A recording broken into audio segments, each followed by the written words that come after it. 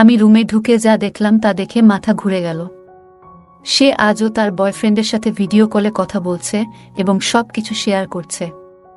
আমাকে দেখা মাত্রই সে বিছানার কাঁথা দিয়ে তার শরীর ঢেকে ফেলল আর বলল, ভাইয়া তুমি এখানে কি করছো? হ্যালো বন্ধুরা, তোমরা সবাই কেমন আছো? আমি রনি, আমার বয়স 24 বছর। আমি আমার পরিবারের সাথে থাকি। আমরা এক ভাই এক বোন। আমার বোন আমার থেকে ছোট, তার বয়স 19 বছর।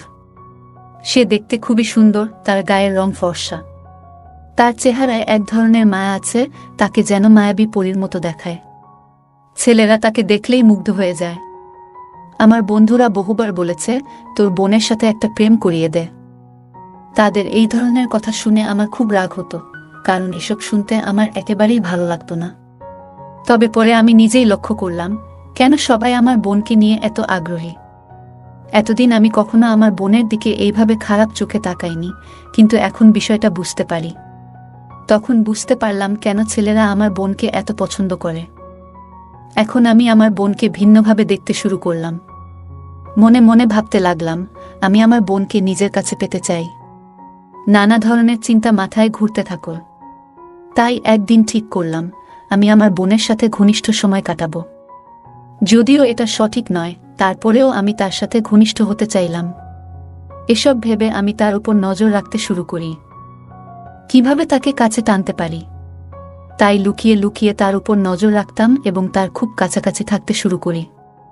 আমরা একসাথে অনেক গল্প করতাম, টিভি দেখতাম, অনেক মজা করতাম। একদিন গল্প করতে করতে আমি তাকে জিজ্ঞাসা করলাম, তোর কি কোনো বয়ফ্রেন্ড আছে? সে কিছুক্ষণ চুপ করে থেকে বলল, না ভাইয়া।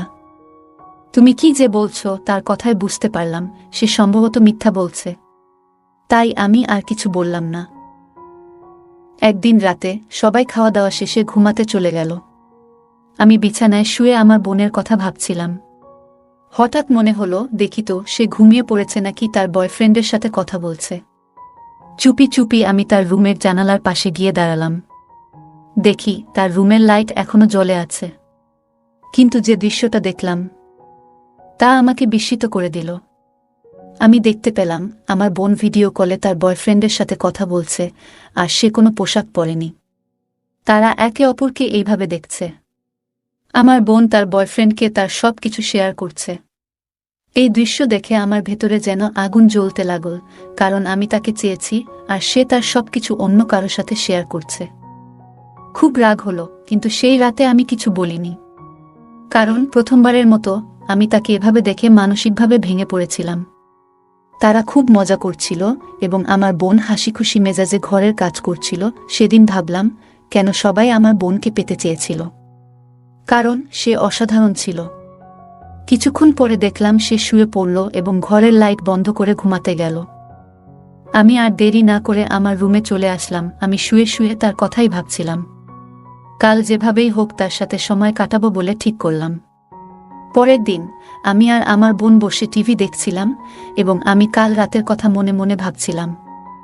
সে কত অবুঝের মতো বসে আছে, মনে হয় কিছুই বুঝে না, অথচ গত রাতে সে তার বয়ফ্রেন্ডের সাথে কত কিছু করল।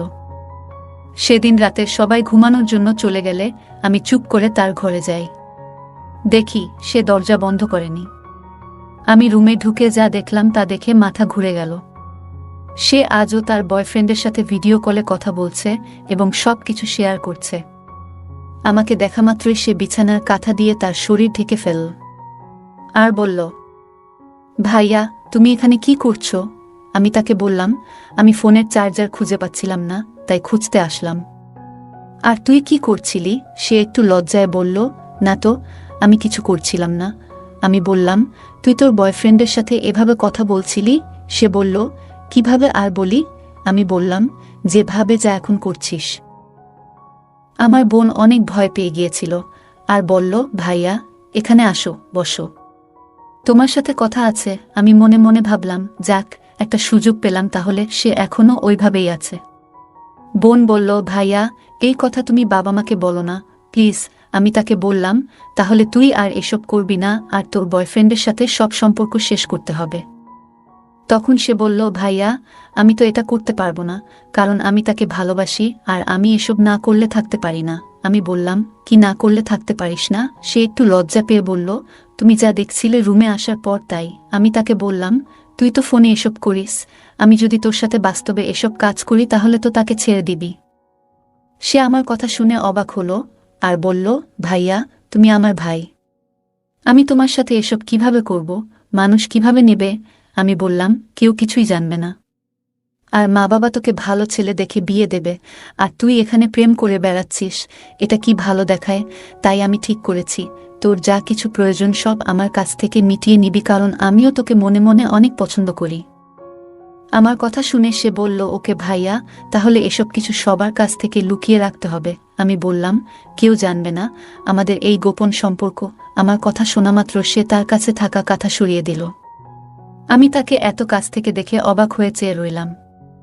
বোন বলল, ভাইয়া, আমি এখন থেকে তোমার ভালোবাসা নিব, আমি আর কারো সাথে কিছু করব না, কথা দিলাম। আমি আর দেরি না করে তার প্রতি আমার ভালোবাসা দেখাতে শুরু করলাম। আমি খুব খুশি ছিলাম, কারণ এতদিনের অপেক্ষার ফল আজ আমি পাচ্ছি।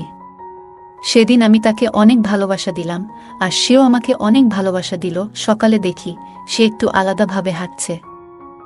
আমি তাকে বললাম, তুই এভাবে হাঁটছিস কেন? সে বলল, এটার জন্য তুমি দায়ী। আমি বললাম, কেন? সে বলল, এটা আমার প্রথম ছিল ভাইয়া, তাই এখন অনেক ব্যথা করছে। আমি তাকে বললাম, রুমে গিয়ে শুয়ে থাকো, আমি তোমার জন্য ওষুধ নিয়ে আসব। সে বলল, তার দরকার নেই, আজকে তুমি আমাকে আবার ভালোবাসা দিলে ঠিক হয়ে যাবে। আমি বললাম, সে আজকেও আমাকে তার কাছে ডাকছে। সেদিন রাতেও আমি তার রুমে যাই, দেখি সে আমার জন্য অপেক্ষা করছে। সেদিনও আমরা অনেক গল্প করি, মজা করি এবং ভালোবাসা দেই। এটা তাকে খুব খুশি করেছিল। আমি দেখলাম আমার বোন এখন অনেক খুশি থাকে এবং আমার সাথে অনেক ভালো সময় কাটায়। একদিন বলল, ভাইয়া, আমি তোমাকে অনেক ভালোবেসে ফেলেছি, আমি তোমাকে ছাড়া অন্য কিছুই ভাবতে পারি না। আমি বললাম, আমিও তোকে ছাড়া আর কিছুই ভাবতে পারি না। বোন বলল, এভাবে কতদিন চলতে থাকবে? আমি বললাম, আজীবন আমি তোর সাথে এভাবেই থাকতে চাই। বোন বলল, আমার বিয়ে হলে তো আমি চলে যাব, তখন কি হবে? আমি বললাম, বিয়ের পর তুই যখন তোর স্বামীর বাড়িতে থাকবি তখন সেখানে তোর স্বামীর ভালোবাসা নিবি, আর যখন আমার বাড়িতে আসবি তখন আমার কাছ থেকে ভালোবাসা নিবি। আমার বোন আমাকে জড়িয়ে ধরল আর বলল, ভাইয়া, আমরা কি একসাথে থাকতে পারি না? চলো না, আমরা বিয়ে করি। আমি তাকে অনেক বুঝালাম যে সমাজ আমাদেরকে মেনে নেবে না, তাই আমরা আজীবন আমাদের গোপন সম্পর্ক এভাবেই চালিয়ে যাব। সে বলল, ভাইয়া, আমাকে তো ভুলে যাবে না তো? আমি শুধু তোমার হয়েই থাকতে চাই। আমি বললাম, না রে পাগলি, আমি তোমার আজীবন হয়ে থাকব। এভাবেই আমাদের দিন চলতে থাকে, আমরা একে অপরকে অনেক ভালোবাসি এবং যথেষ্ট সময় দেই। এভাবেই আমাদের দিনগুলো চলতে থাকে। গল্পটা কেমন লাগলো জানাতে ভুলবে না। তোমাদের সাথেও কি এমন কোনো ঘটনা ঘটেছে? যদি ঘটে থাকে কমেন্ট জানাতে ভুলবে না।